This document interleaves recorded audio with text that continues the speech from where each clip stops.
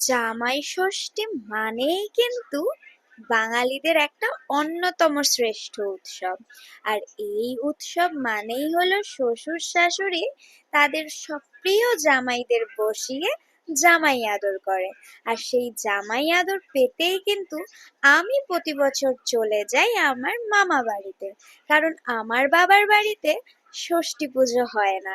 জামাই ষষ্ঠীর কোনো রিচুয়ালসই আমরা করি না, সেটা আমাদের নিয়ম নেই। তাই প্রতি বছর আমরা চলে আসি জামাই আদর পেতে মামা বাড়িতে। আমার মামা বাড়ির ছোট্ট একটা ভিডিও আমি তোমাদের সামনে তুলে ধরলাম। এই যে গিফটগুলো দিদার হাতে দেওয়া হলো, ওটাই আমার দিদা। আর আমরা নিয়ে গিয়েছিলাম এই সুন্দর মিষ্টিগুলো। সবার প্রথম চলে গিয়েছিলাম যেখানে পুজো হয়। জানো তো, আমার না বরাবরই মামা বাড়ির পরিবেশ একদম অন্যরকম লাগে। মনে হয় হাজার জায়গা ঘুরলেও এই পরিবেশে এসে আমি সবচেয়ে শান্তি বেশি খুঁজে পাই।